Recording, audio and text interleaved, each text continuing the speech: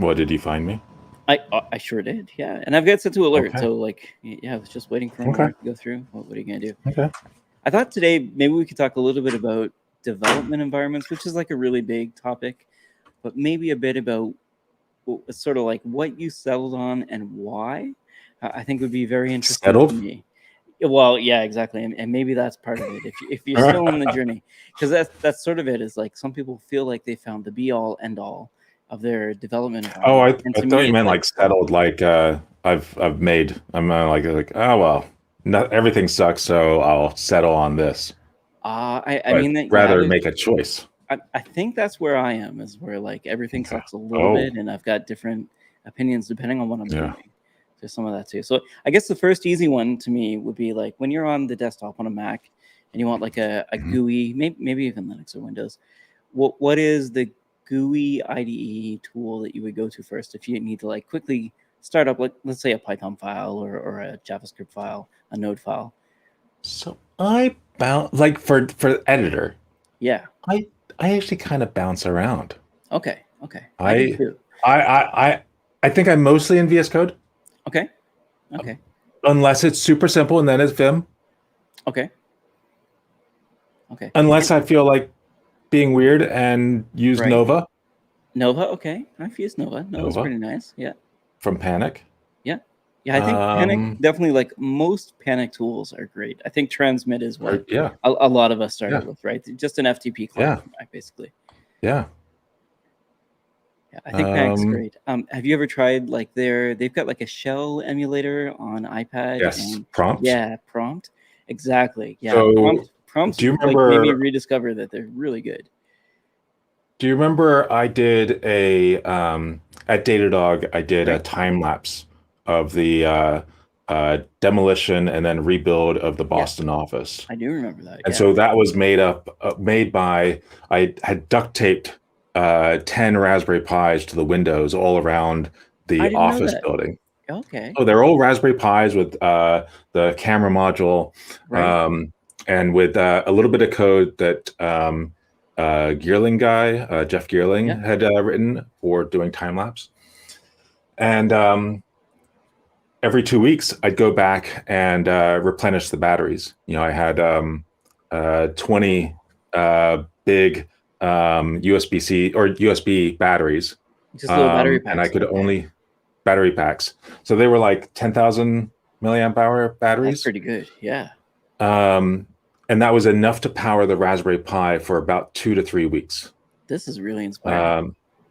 And although, so they were Pi Zeros Great. with the camera module, and then this extra power module that I got from some company in the Czech Republic. Okay. And this power module, the power would actually go to it, and it had a little capacitor on it. And that capacitor would hold enough power to keep it powered just enough for 12 to 24 hours. And so at at 10 p.m. or whenever I knew that the construction workers would go to sleep, go away, it would power down the Raspberry Pi, and then at 5 in the morning, power up the Raspberry Pi or the Raspberry Pi, Right. and then continue getting power from that battery. That is really cool. Yeah. So then it would take photos every for the demolition. It was every 20 seconds, 30 seconds, and for the rebuild, it was every minute or 5 minutes or something like that. Yeah, let's change. Because not a lot of stuff happens as they're putting up drywall. Watching paint dry. Yeah. And so every 2 weeks, I'd go back and I'd use prompts to log into it just to see if everything was still connected, because I didn't want to carry. I had to make sure. Let's see. I didn't have. Well, I used the access point that was provided by one of the. I did a bunch of videos about this travel router, and so I used that travel router. And as soon as the Pi saw the travel router, it would connect to it. Right. And then I'd use the iPad to SSH onto the Pi to do some checking, and then everything was good, shut it down, pull out the SD card, and or micro SD or whatever it is, and store offload it by plugging into my Mac. That is really cool. And so, yeah, I did that for basically every 2 weeks for about 6 months. Yeah, I mean, for people who are watching this later, it's in the feed, and I do remember watching that video and really liking it. I'm kind of impressed by the quality. It's not my best video. It's kind of a boring video. I mean, you have to really be invested in Datadog. I think when you work at a company, then maybe it's interesting. So I was interested to see how the Boston office was made. But I thought the quality. It was fun to watch the tiles come down, the walls come down, the glass get smashed up, and all sorts of things. So yeah. So I guess the prompt would fit the bill of like when you really need a terminal, but you've only got a mobile device. Prompt would be what you and I had my MacBook with me. I don't know why I did it with. I think I started with prompt on the iPad and then realized, what am I doing? I've got my MacBook. Let's switch over to that. So there must have been a switch over where I opted for, since I had my MacBook already with me. Right. Actually, no. You know what? I don't think this is right. I think I might have. It's a while back, but because I would swap out the batteries. I might have also swapped out the SD cards and then taken those back. And I don't know. Gotcha. I will say though that to add credence to this story, whether or not it happened, I've certainly managed Raspberry Pis using prompt. Yeah. It's like if you're at somebody's house and you brought it over just to show them how Pi works or what have you, it's great. I think one of the main things about this is the fact that it's got like those profiles that you can save is a pretty big deal. And then if you need to go in and edit code, you can use Nano or Vim or Emacs because it will do the key bindings for you, which a lot of these tools won't actually like allow you to hit Control and then something to get out of Nano, or like calling WQ is pretty easy, but some of these apps don't necessarily have all the key bindings that you have to do, which is pretty nice. And that's one of the main things. Like, hey, you've got like Vim's a good editor that you can use all over the place. You can have your files transportable, but you need to be able to get out of Vim, which is like one of those things, right? Yeah, that's the key. So actually, I was thinking one other time I used the prompts was when on one of our vacations, Tony, my wife, said, "You're not bringing your computer on this trip." Like, oh, okay. I've heard that before. I'll bring my iPad. And I'll throw in this Raspberry Pi. It's not real computer. Exactly. So, and then I was able to sit by the pool at the Agriturismo to the west of Florence for, we were there for like a week, just relaxing while typing on my Pi.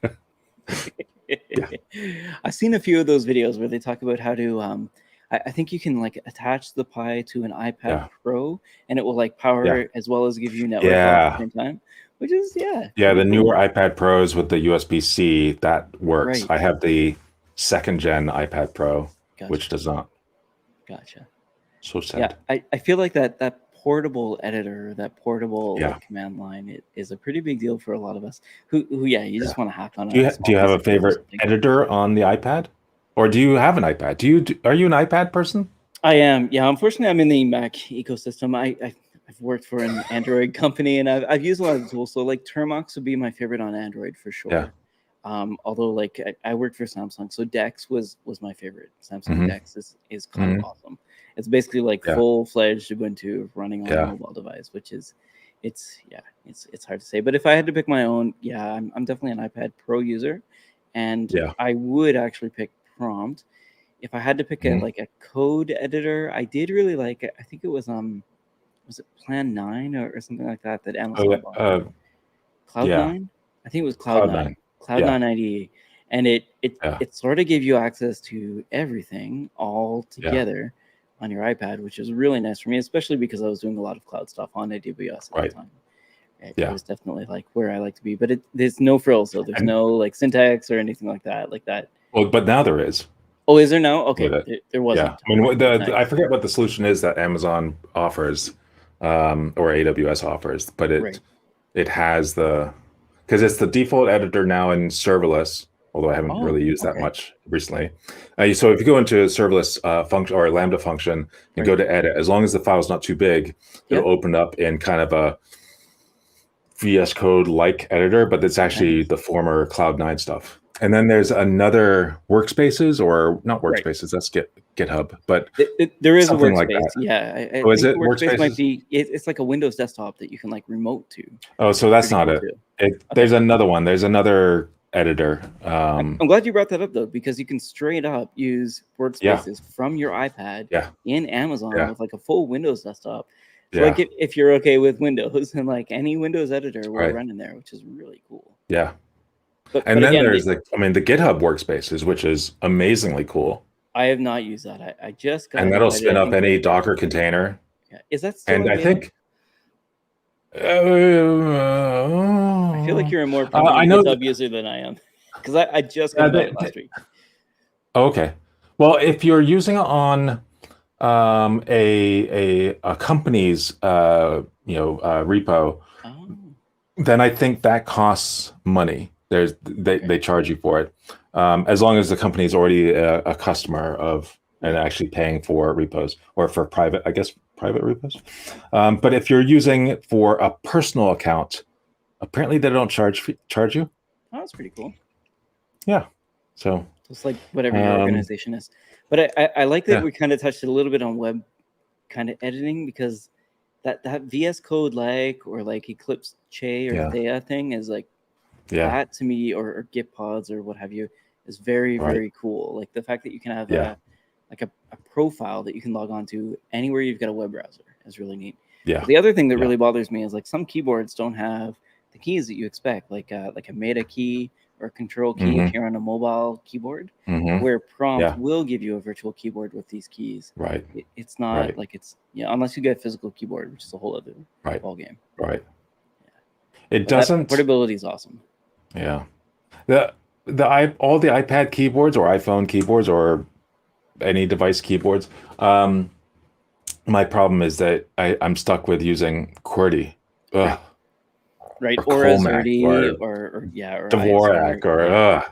none of the. I can't use the best format, which is the one I use. Workman.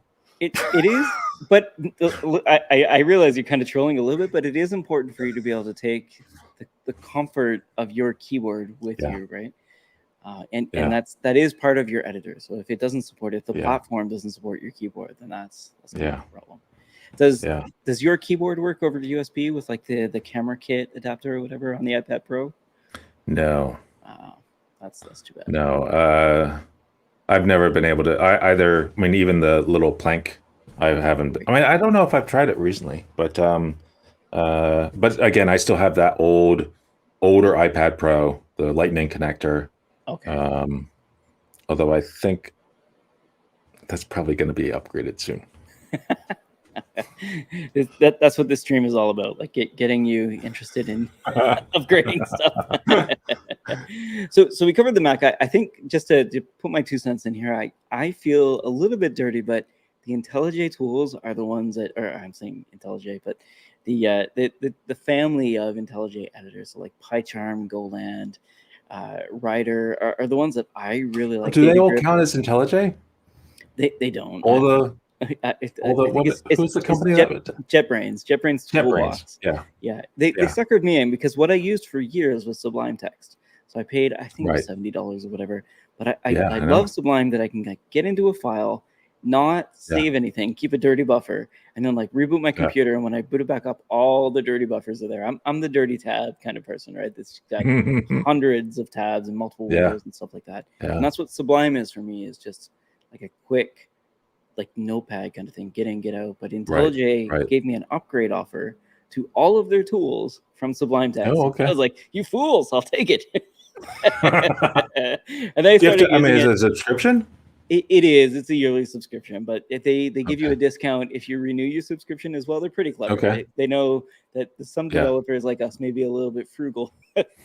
Yeah. So they dangle the carrot in front of you a little bit there, but it's not Yeah. that much when you're renewing per year for all of the tools. Yeah. Yeah. And I guess how they really got me is the Terraform extension in the IntelliJ suite, or the JetBrains suite of tools, is really good. And for a long time, Okay. most of my job was just Terraform. So Right. being able to write things like Terraform modules is quite difficult in other editors. Even though the support in VS Code's pretty good, it's like second to none in the Yeah. IDEA, IntelliJ kind of stuff. So That's how they got me. But yeah, so for me, it's Yeah. like Sublime Text, IntelliJ, or whatever tool is similar to Yeah. IntelliJ for the language I'm using. And a lot of times, like PyCharm Community Edition, which is free, is totally fine unless you're using it for work. Yeah. It's totally fine. That's Yeah. that's kind of where I land on those. But then I guess the next one is that quick text editor. So for you, it's Vim, I think, is what you're saying. Yeah. Yeah, but I would say I'm any good at it. I mean, I can do at Vim itself. Okay, at Vim itself. I mean, I'm the same way. I can change the current word and change the line and delete the line, Can you and I kind of fumble around pasting. Yeah, can you vertical tab? That's one of those things, right? Can you select a few lines and tab them all in at the same time? No way. Or what's the other one? Like no. go to the end of the file and add a new line. That was one of the ones that bothered me for years. I think it's like That's something with a dollar sign, right? Yeah. You got it. And then capital A, I think, will like add to the end of the line and start a new one. But yeah, that dollar sign gets to the end. Oh yeah, that's right. Yeah. Or is it O to add to the next line? We're gonna get some comments in this video for sure. There's gonna be some Vim golf in here. But Yeah, do you use any plugins or anything like that? Or are you like a Space Max or Doom? I did. What did I do recently? Term. Let's see if I can bring this up.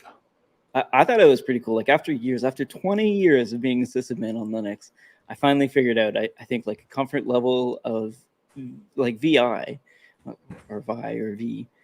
And then, I realized there's a whole plugin ecosystem and stuff like that. And I kind of got lost in it. There's just so much to learn all the time. There's Vundle or just Bundle, I guess, as well. Yeah. I thought I did, but now I'm not seeing anything. I can't even get out of it now. Damn it. Which is a semicolon. Control X, Control C if you're in like an Emacs one. I'll just leave it. I can't think. I love that though, because like, sometimes people laugh like, you don't know how to exit Vim. And it's like, sometimes I just close. like ZZ is one that I used to like, or like, Oh yeah. No, there was definitely a different I saw some like awesome Vim GitHub repo that had a setup that was actually pretty cool, and had some neat color coding and had some neat other things in it. And I started using that, and I guess I'd done something to it. I don't know. It was working last time I looked. Do you sync your dot files or anything like that? Do you like?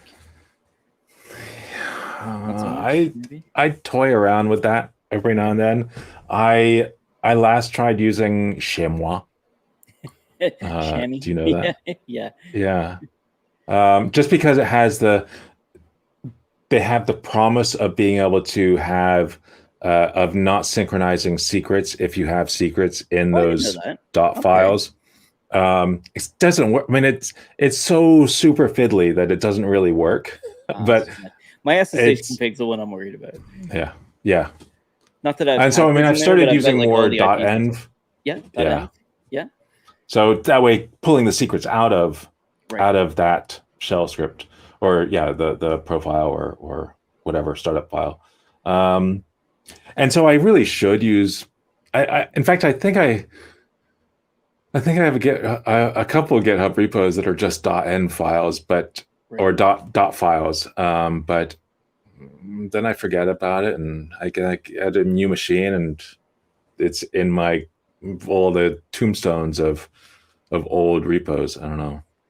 Yeah, I've got a bit of that. I'm pretty good at like grabbing the doc files on the new machine. Yeah. And I'm okay maybe for like the first week of updating them when I add things that I realize I'm missing. I'm pretty bad at keeping them up to date after that. Yeah. It's like when I have a new computer, maybe. Otherwise, not. Yeah, I go through phases where, okay, now I'm going to set up the script for Brew and for Mass, the Mass add-on for Brew, and all the other things, and get it so that I've got this complete working script that will just start up a new machine. And then it gets out of date. And then that is my most popular repo, and I think it says Yosemite on it. Like it's really old. I do say, hey, this is the starting point, but it's got things like, how do you turn on, right click, like let's just have this enabled by default. Yeah. Those kind of things. But then those options, I mean, whether it's like a set default, whatever in the Mac, those commands like change. They change. And so it's having this thing to an older version. Well, maybe now it's going to break your system. Yeah, Karen feeding or setting the computer host name was one of the things that I did early on. Yep. Which is bad once you have 2 laptops. Right. Yeah. And for those listening, Mass is the Mac App Store. So even though you may think I shouldn't be using the Mac App Store, there are some things such as Xcode that you'll want to get from the Mac App Store, or maybe you want. Why wouldn't you want to use the Mac App Store? Yeah, exactly. So, some people don't like the App Store. Some people do.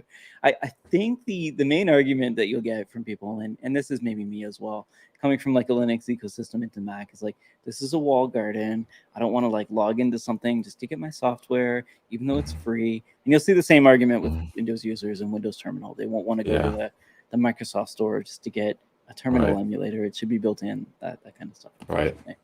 Or like WSL. I'm sure you've seen that as well. WSL2 or WSL1 in the Microsoft Store. Okay. And then, scripting that in PowerShell is a whole other thing, or chocolatey or what have you. It's, it can be a pain. But that dev environment thing is very interesting to me. I think that the main thing that you said early on is kind of where I thought we'd get to, is like you haven't settled, or you haven't found one that's comfortable, or one that you can use everywhere, and you sort of bounce around between them all. I definitely was on when it first got to the Mac. It was Bash, and because I'm my first entry into the Mac was after OS 10, or since the beginning of OS 10. I was never on it before that, but so I was using Bash, and then before it became cool, I started using Z Shell. And OMI ZSH and all those types of things. Argon Lab, shout out. And then everything just I'd keep adding more and more crap to it, and it would get slow startup, and it's like and there were enough things that were annoying about it. And I mean, the sensible right answer is, okay, well, just pare it down. Get rid of the stuff that you don't really need, and so that it speeds up. I mean, don't change to just because Z Shell because your configuration of Z Shell is slow. You can fix it. But new and shiny was around the corner, and its name was Fish, and so I started using Fish Shell, and that I don't know. I think I've been on Fish Shell for 10 plus years. Wow, that's pretty good. And but Fish has definitely gotten better at being able to take, most script files that you find online for Bash and Z Shell, and it should generally just work, but around, globbing and around, dealing with dollar signs sometimes. But that's always, I mean, you still have to go in and edit the commands sometimes to make things work.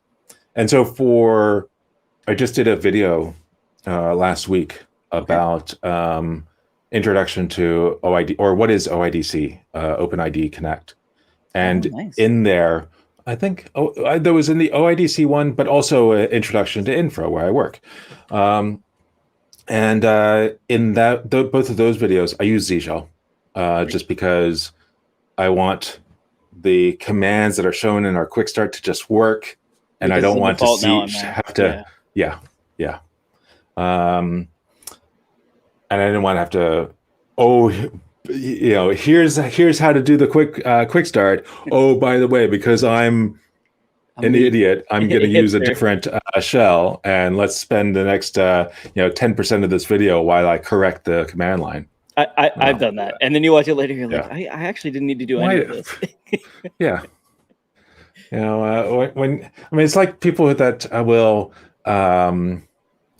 do a screen capture of their video screen capture of doing something on their desktop, and you see their background with their icons, and it's like, just show me the whole, make your whatever app full screen, or just show me that app, don't show me your background.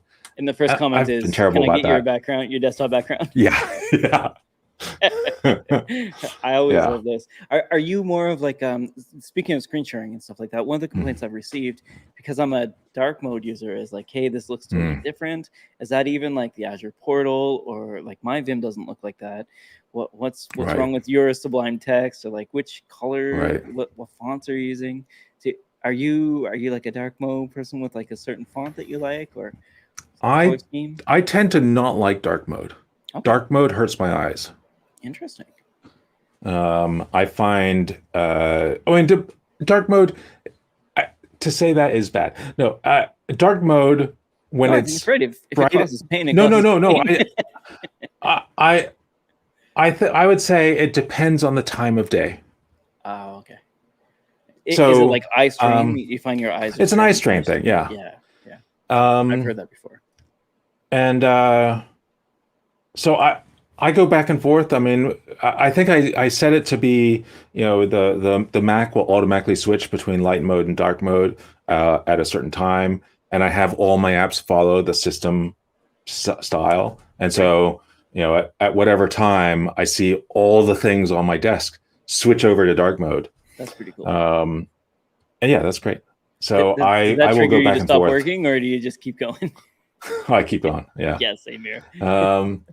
But then I use like JetBrains Mono as my main font for the most part, although I play around with other fonts. Which, by the way, back to our Brew conversation, I always install with Brew, and Brew fonts to install all those things. And then color scheme, I always tweak it a little bit, because usually the red in all these color schemes is like a dark enough red that it's hard to see against the black background. Right. And so I brighten that up, and I brighten up a lot of the darker colors in most of the, so that they're all a slightly different red depending on the app I'm using, because I don't have one style I use. I mean, it's like a slight tweak. Yeah. You have any fonts? Favorite font? Ubuntu Mono, which I know is kind of like the basic answer, but there's something about, I think Ubuntu right around 16 just started coming. Like Monokai was one of the themes with Ubuntu Mono, and I won't say it's the best, but it's a pretty good default. Like I'll give them Canonical some credit there, and I just got used to it. I know there's like Comic Sans is pretty nice. There's a few other fonts up there. Consolas from Microsoft is actually quite good. Yeah, would agree with that as well. And as in like a JetBrains fan, I would say that their mono font is actually also pretty good. But I tend to pick I think it's like Nerd Tree patched Ubuntu Mono. Because of course you gotta have all Nerd Tree or Powerline or you gotta have all the cool little wingdings in there. But that's the one I use. And Tomorrow Night 80s, when I can get it, is the one that I use for Tomorrow Night, which is dark. But similar to what you're saying, I do feel like some of the times, you get the ones that kind of look like parchment paper or something. They're like a little bit off white. Sometimes solarized. Yeah, exactly. Like a little solarized light in there. It's good. And I had the same problem as you do, but more on the pink side. So when the pink is too similar to the background, then I can't see it. There's not enough contrast, and I have to go in. And I'm sure it looks neon to everybody else, but at least for me, I can distinguish it. But it's very important. Like if there's an error on the screen, I want to know where on the screen. It needs to be visually important to me to be able to pick it out very quickly. And I feel like as I get older, I'm developing astigmatism in my eyes. And sometimes those reds definitely stick out and the blues stick out. But when the reds and the blues are too close together, it gives this cool like 3D effect. Right. Very, very difficult to look at for me. Yeah. I'll often get, I can't remember what the name of his theme is, but often as a good starting point is the one by, I think Wes Boss. Okay. Has a good starting point theme for a lot of different, I forget what he calls it. Do you know Wes Boss? Know of that guy? He's got a podcast. Never heard of it. He's got a podcast called, I think it's Syntax. Okay. Syntax FM. It's Wes Boss and somebody else, some other guy. I do like themes, and I like swapping between the themes is my main thing. Yeah. And it's like I was playing with Kitty. I don't know if you've used this before, Oh yeah, KITTY. yeah, And it's great. It's really yeah. fast, but its support for themes is not as Right, good as iTerm, which is what right, we're probably talking about when we're talking right. about themes Yeah, for yeah. like command line, right? Yeah, iTerm 2 is quite good. It's not as And fast, but it's quite good. yeah, I find I don't. There's obviously something I don't understand about themes Right? with iTerm because you'll find some theme or color scheme or whatever the right term is for iTerm, and you'll load it up, and the colors are off because you've Right. also updated there's like two places for colors, There are. um, and it's Yep. very easy to get it so that now everything's completely screwed up. Yeah, there's like I think there's colors and then there's profiles. And a lot of times what they're talking about Yeah, with the themes is actually you want it to load in your default profile, which is confusing. right. Yeah. I- The whole thing about fish will also take in the dot profile file for some, and you could, so there could be this, yeah, and there's the profile or the fish config file for the overall system as well as for you. And so now if there's an environment variable that's set, okay, where is it set? It could be one and of how do I override it, right? 10 different files. Or it's even worse in my case because for some reason I decided I'll keep my fish config file relatively short, and it's Okay. going to bring in aliases.fish where all my aliases defined, and environment variable or envar.fish for just the environment variables, which seems really like a really great idea at first, and then because you see that long fish config file and think, oh, it'd be great to like split it off, and but after a little while you end up putting the one environment variable back in fish config, and so now you got environment variables in two files, Right. making it far worse than it ever was in the beginning. Right. Yeah, you got to properly enterprise your dot files, right? Yeah, yeah. Do you use subfolders or anything like that in your profile? I've done that maybe once, but You mean like profile. yeah, I have these aliases and envars and all these other things, which I think I got from. I saw an example from what's this guy's name? TT Scoff or Scoff TT or he does Sweet Setup. Nice. You know that site?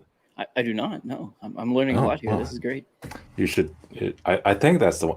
I think it's the Sweet Setup or something like that. The guy that wrote Bunch. Do you know Bunch? I do not. Look at this. I'm learning so much. Oh no! We're gonna give you homework though. These all have to go in the description. Right? Bunch app on Mac. Right on. No, welcome to Bunch. What does it do? A Bunch app. So who is this guy? Where's who did it? Brett Terpstra? That's the guy's name. Okay. Do you know the guy's the name? We Brett got a Terpstra? name. He does all sorts of neat things. But Bunch, the idea of Bunch is you have a plain text file that describes all, if for doing this recording, we need to have, I need to bring up my Lumix tether command to be able to ensure that I'm in focus. I need to bring up the web browser going to StreamYard to make sure the stream started up. And I need to do maybe load up the console app for the Apollo interface and the ATEM to make sure audio and video is coming into the right place.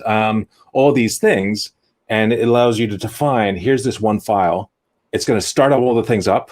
And you can also have in that file, here's some applications. If they're open, go ahead and close them. Oh, I could use this right away. That's a cool feature right there.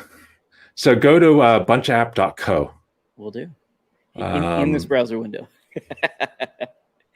Sure. Yeah, press Alt F4.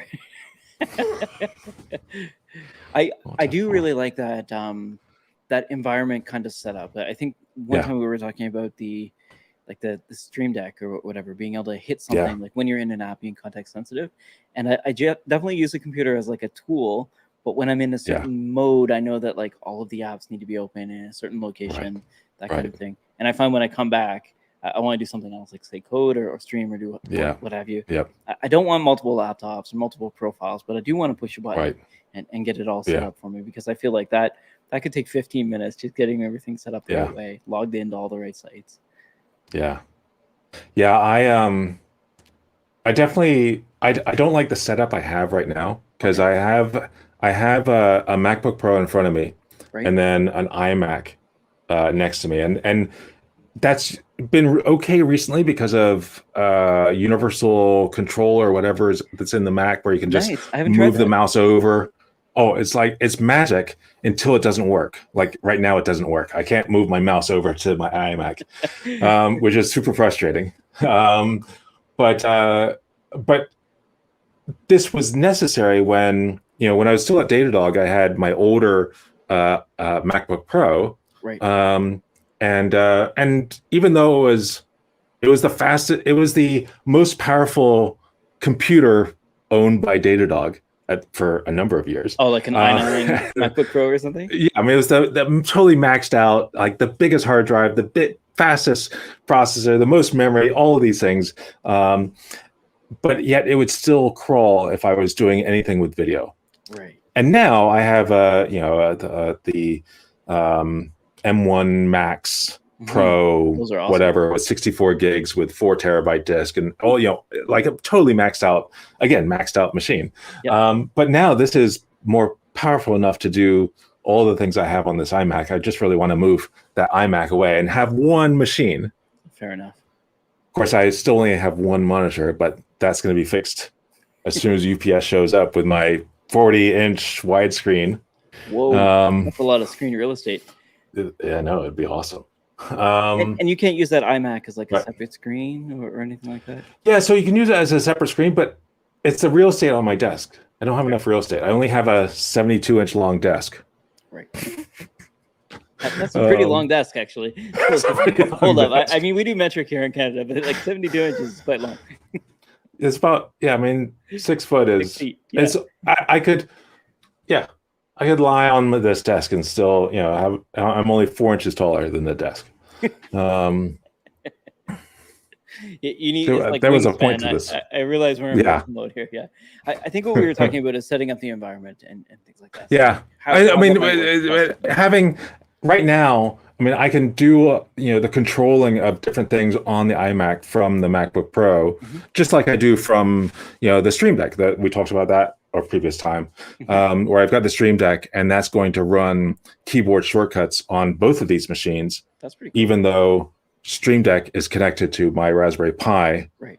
Behind the desk, all through Keyboard Maestro that does that. But it's fiddly, and I'd rather just have everything on one machine. Yeah. To be able to, and then Bunch becomes really super cool for that one machine. Yeah, I definitely hear you. What was yeah. that app that people used to use to like? It was like not the KVM, it was like the KM. Oh, it ran on everything, but it would always break, and that's what bothered me. It was like when it worked, it's great, but when it's not working, it's just really frustrating. You know what I mean? Like Bezel, or there was a tool called. No, that wasn't it. I don't remember. Synergy? Did you ever use Synergy? Yeah, Synergy. And then there were like forks. Synergy went private, but it's kind of public as it got bought out, and then the guy never got around to like actually developing the tool, and it's just I paid for it. Craziness. I think I paid for it 3 times because I couldn't find the email that I had, similar to the other conversation we were having last time about and then but you don't really want to use it, because as soon as you let somebody at like Datadog security know that what you're doing, you're opening they're gonna ports. say you cannot have this. And I think it's plain And text. so not good. I used this thing for a while. Oh, okay. So it's an A10. I put Velcro over the place that shows the actual model number. Okay. But this will. Let's see. How does this work? If I have the mouse, so I had a trackpad, and it's I kept on a wire. So the cabled trackpad into this, as well as my keyboard into this, and then USB-C from my MacBook Pro and my iMac. And then as soon as I get to the edge of the screen, the mouse would switch over to the iMac. So basically everything that Universal Control offers, except in a hardware solution. And so you could do it from Mac to Windows or Mac to Linux. Yeah, that's what I liked about Synergy, is being able to use multiple operating systems. Yeah. That's really cool. So that's pretty cool. When it works, Oh, no. it relies on a piece of software to recognize when you get to the edge. And that was called Bezel X. But Bezel X was kind of fiddly. It was. I have so many like of these. The market for these tools is boxes so, that. Yeah, it's so small that like not a lot of people are using them and testing them. So. No. Oh, it works for them, and you got me so excited for a second there. I was like, hardware box that does this. This is fantastic. It is pretty cool. I mean, actually, there's a. It comes with a little button remote, and so when you press the button, it will switch your mouse and keyboard to the other screen. Okay. And so that's a way of dealing with it. And so I usually just tape that to the bottom of the laptop, and that way I could just click it. That makes sense. Yeah. I'm okay with pushing a button. I've noticed like one button, that's not so bad. But when you have to like change the monitors and push a button and do a whole bunch of other stuff, it becomes a bit of a chore. And I'm even okay with like double tapping a key or because your keyboard's hooked up to, and I think that was also an option. You could like double tap a key somewhere, one of the keys, and it would swap you over. Because I seem to remember that was the case with a lot of KVMs. Yes. Hardware KVMs, you'd double tap like some key. Shift print screen or something silly like that. Yeah. Yeah, the print screen key. Where's that? Yeah. Yeah, exactly. Where it's set on the Mac. I can't find it. And we're devolving a little bit here, but have you tried the Touch ID on the new Mac keyboards at all? I do. Yeah, because they removed that eject key and put the Touch ID there, which I think is pretty smart. Yeah. It's hard to argue. Yeah, I mean, I'm fine with that. I'm my one complaint is the lack of the touch bar. Right. We've talked about that. Yeah, and I'm still pining for the keyboard that's got the touch bar, like the physical keyboard, not on the Mac. Yeah. That has a touch bar. Yeah. And people are in the community doing it now, but like. Yeah. Well, is it Asus or some other laptop? Not Asus. Another company. Asus definitely does. Has two screens. Was it Asus? Okay. Yep. One on the top, one on the bottom. Oh well, no. There's the I saw in one of the feeds I follow. I think it might have had a second screen, but then also a touch bar device. And then even when you close the laptop, that touch bar is still accessible. That's pretty cool. Yeah, it looks pretty cool.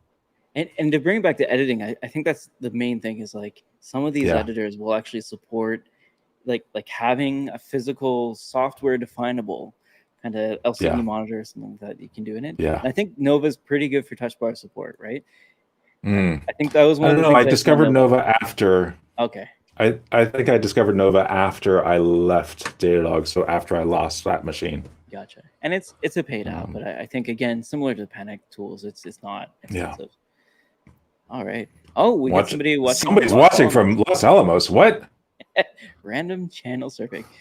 So Valiant Throw, we're talking about development environments. I guess we kind of got a little bit off topic there because we do like to talk about keyboards and command line. But I think the main thing, and feel free to chime in, is like what your comfort is. Like if you had to bring up a file quickly and edit it, what would that file be? So Matt said Vim. I think I'm still Sublime. It's like old habits die hard. I'm getting into VS Code, but I find VS Code just takes a little bit too long to load. And Vim is pretty fast. If you want to edit a file quickly, Vim will get you in and get you out pretty quickly. Yeah. But that's just it. You end up adding like plugins, and we were talking about ZSH or ZSH if you're in America, and how it can get like really long. You go to open your terminal and it wants to do updates, and it's like, no, I actually want to do something. Like I want to get some work done. Right. I don't have 2 minutes. Yeah, I feel like I feel like there's also some editors that I'll bring up just for specific tasks, like for like on I have a editor set up on my Git Git preferences for commits. Right. Um, so you can have a nice message in there without just doing -m quote whatever the message is. Right. So if you do git commit, my thing will run commit, which is KOMET. Okay. And it's just a simple editor. All it's really for is git commits. I mean, it's meant for commit, and it's just super fast, and it's just UI enough to be able to do the basics, and then as soon as you close it, it continues with the git commit, and you've got your message properly formatted. I love this actually. I used to use Atlassian source tree for the same reason, because like it took me a long time to understand how Git works. I use Kraken as well, but sometimes it's good to be able to visually see where you are, and especially if you're following Git flow, like where am I in the feature branches? Like did I not grab somebody's updates, and am I about to clobber them when I force push? Because like as you get to a certain level of seniority, you can do really bad things with Git, and it's like, it's kind of embarrassing, honestly. Like, you don't know how to use Git. It's pretty obvious. you need to stash your commits and like start over again, because this is there was somebody on the evangelist Slack that we're both on today or yesterday that asked the question, what level do you have to be at to define what operating system or what Docker container you're using for all your things? Yeah. So like a founding member is yes. Which is a Debian, Ubuntu, Red Hat, CentOS. Right. Yeah, and that's how it feels. Like you have to be the founding engineer, and they've decided that it's Arch Linux, and everyone will learn Arch. Yep. Right. It is so true though. I feel like every company I've gone to has defaulted to a different version of Linux. Yeah. And same thing for Docker containers. Like the from at the top will be like a different version at every company. Like the last one prior to Datadog was Alpine, is what we standardized on. Right. And it's just Alpine's fine. There's nothing wrong with it. It's just that it's never the same. Right.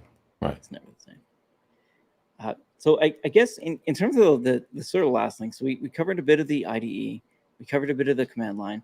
We touched on VS Code in the middle, but I thought we'd spend a lot more time on it, because I feel like most people use VS Code. And what I figured I'd get from you, because I've got a lot of tools already, like some of the ones that you're talking about are definitely things that I want to look at. But do you have any extensions in VS Code that I should know about? Yes. I've got one, but I'm assuming that you've got a bunch. So depends on what I'm doing. Okay. I'm actually looking at them all right now. Let's expand this out. So advanced new file, I mean, is amazing. Just for anytime you create a new file, it'll say, well, in relation to what folder, and then you enter in the name. And it's just a nice way of creating files so that they're saved up front, rather than just creating a file and then saving later on. Just that's the problem I have in Sublime, right? They're never saved. Nice. Yeah. What else? One that I actually pay for is Wallaby. Okay, what's Wallaby? Wallaby and Quokka. So Quokka.js and Wallaby.js, they are a JavaScript debugger, and as you're writing it, it will show you, here's what this variable is going to equal to as you type it out, and a test runner, super cool stuff. I mean, I've paid for that subscription for 3-4 years. It's awesome. Yeah, there's 3 of them here. So there's Quokka, Dingo, and Wallaby. There's certainly a theme. Yeah, there's certainly a theme going here. I think Australian animals is the category. I don't know about Dingo. Maybe the dingo got your baby. Yeah, exactly. So these are all from Wallaby.js, I think is the company. Yeah. And they've got 3 tools. But this actually looks really, really interesting. Oh, it's awesome. Watch the videos and you'll be hooked. Yeah. Even if you don't touch JavaScript, you'll be hooked and you'll want to pay them. Like a test runner is one of those things that's really difficult. I just happened to type in Wallaby and Dingo. Oh, there. Dingo is free. It seems to be the less popular. Yeah. VS Code extension. Yeah, I don't even know anything about that. That looks pretty cool. Okay, so We talked about those two. I played around with an alternative to Copilot, Tab9. Oh, okay. Do you know Tab9? I don't, but it sounds like Um, what we were talking about before, being able to share development environments stuff. So you can share a tab, I would assume. no, Tab9 is all about uh, it's kind of an AI automatically completing your Oh, code as sorry. you're writing Yeah, your code. I get code spaces Um, and Copilot confused for a second there. So it's but AI that will code for you. but yeah, and but you as long as you're paying for it, you download the model. So everything, a lot of it, what's all the processing is done locally. Nice. That's pretty cool. Um, yeah, I wouldn't I say I think understand it. that's the biggest complaint people have with Copilot is like, hey, if I type Yeah, API key equals and it's putting right. an Yeah, API key in, where did that key come from? I think they've solved most of this now. Those are kind of like early yeah. day growing pains, but I'm okay There's with Copilot. Hocus Pocus Yeah. and Hocus Pocus, and then there's another one by the same guy that has a whole bunch of refactorings for JavaScript. And TypeScript. That's really Nice. neat. TypeScript and JavaScript, yeah. Prettier, of course. Yeah. I also use Prettier. Thunder Client. Wow. What is? Do you know Thunder Client? I don't. It's like Postman, but in VS Oh, Code. oh, that's an instant install for me. It's really awesome. Excellent. The only one that I've got that has to follow me is the screenshot tool. There's a few of them, but the goal is that you bring it up, you take a screenshot, it puts the file in the folder you're currently working in, and then like adds a link to the markdown, because I always forget how to like it's so silly, but like embed a screenshot in a README, because for me at least, when I create a README, I want to have a screenshot or a GIF or a video, right. so something visually appealing. Maybe it's an ego thing. I don't know. And so I've done that same thing with Keyboard Maestro, where it, or I think Keyboard Maestro or Hammerspoon or one of the tools I use pop it right in. for yes, yeah. That is the key for me, is like I need to be able to quickly take a screenshot, put it in the markdown, and then like add alt text to it, because like those three steps are very important when you're writing docs. Yeah. Not that I write docs a lot, but like at least a README file for any repo that I've got, I'll spend a lot of time in it, making sure it looks nice. It feels like the DevX, like the developer experience, at least, is like getting to your repo and it's just like an empty README. It's certainly a smell, like a code smell. It happens, but I just want to be a little bit better than that if I can. There's a whole bunch of like GitLens and other Git tools, and I'm not sure which one's which, but I have them all. Okay. And I don't know which one I can turn off, and I haven't really bothered with it. Are you like, do you have the Kubernetes ones, the AWS ones, yeah, ones? Yeah, the kind of the standard. I think that's it for me. I don't really have too many extensions installed. Terraform, of course, because I'm working a lot. Yeah. The remote, all the remote tools for that, the Microsoft plugins that like remote containers, so you can run your VS Code session inside a container or in an SSH session, as well as their code spaces plugin, so that you start up a code space on GitHub, and now you're editing from your VS Code editor that code space. Oh, super neat! And I have it installed. Cool. I'm looking at it right now. I've obviously never kicked the tires. It's awesome. That's really neat. I think that part of like and this is maybe how I want to close it out, is like once you've got your dev environment set up, or like your way of doing something, how do you share it to your team, right? Is there a way to collect these extensions and send them off to somebody, or is it just remember them? I feel like you can make bundles. You can make bundles and then share them, but I don't know if you can. I don't know how you share them, because I feel like I've gotten bundles. But I don't know. Okay. Oh, import costs is another great one, or another plugin for if you're doing anything JavaScript or TypeScript, being able to see right there in the file how big is this file, and maybe I should look for something else. Oh, that's pretty good. And so sometimes you might have, you're using underscore or one of those tools because of some utility library or utility function, and you don't really want all of underscore or Lodash.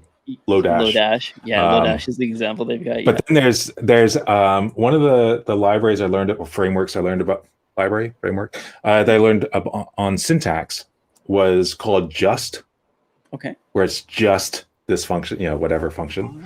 Nice. And there's a lot of neat ones in Just.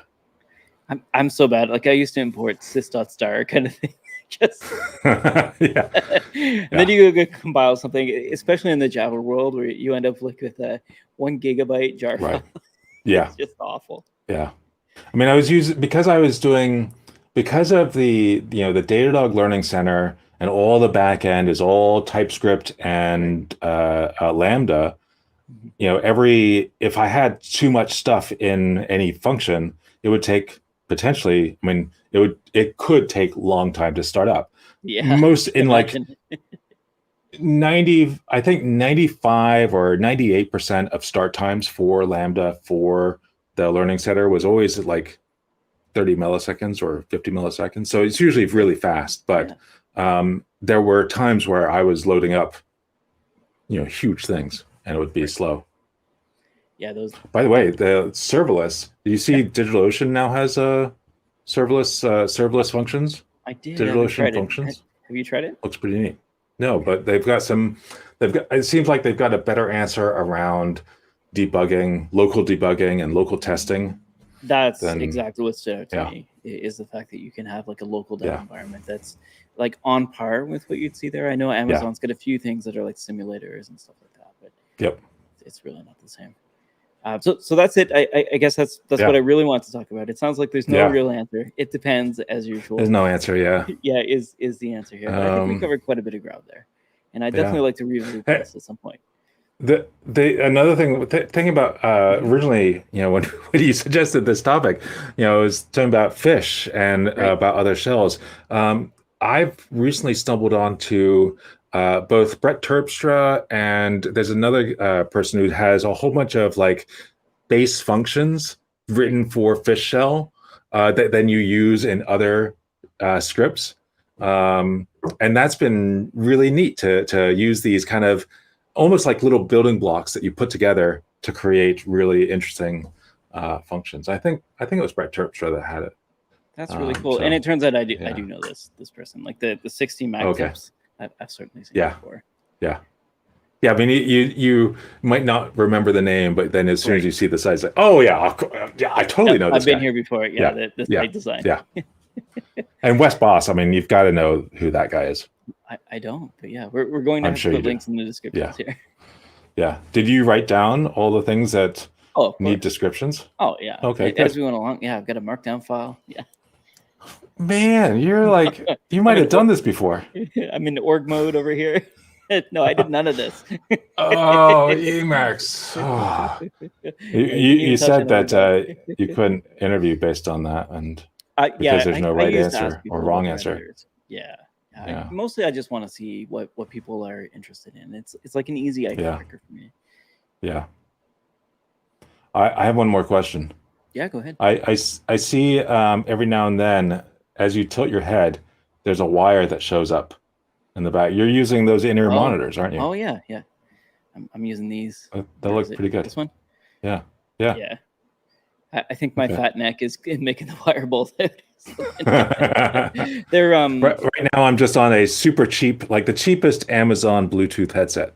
These are probably about the same cost. They're the cheapest Shure SE 215s, I think. They're okay. No, these are cheaper. Okay. These are like $20. Oh yeah, I can't touch that. And I've got 3 or 4 pairs of these. They're just they fit my ears. Sometimes stuff just fits right the first time. It just works. Yeah. That reminded me I was on the plane the other day, and I had my AirPods Pro on the plane, which have been problematic recently because one ear is making static.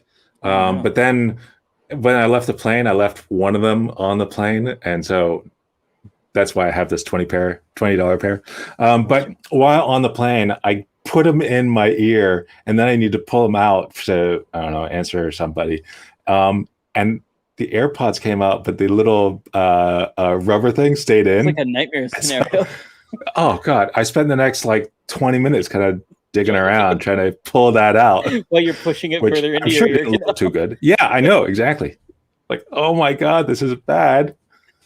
because it's not exactly an area you can see Right. because it's on the side of your head. Yeah, you need tweezers or something like that. That sounds Yeah. awful. It's like when you lose a bit of the Q-tip. Which or sticking tweezers inside your ear is also not a really good thing on a plane where there could be turbulence. now I've got a nightmare. This is great. Yeah, it got out, so I'm that's glad to hear it. jump to the I'm end. probably stuck in there. Yeah. Okay. Well, hey, it was good talk. What are we going to talk about next week? I don't know. We'll have to come up. Are we going to just figure it out like 20 minutes before we start? I mean, yeah. Why not? I obviously do think about things and try to come up with topics around a subject. But yeah, a lot of the times I can't think of one way to encompass all of what I want to talk about. But dev environments is something I could talk about. This was a good talk. Yeah. All right. Alrighty. Bye, folks. Bye. Have a great week. No, of course.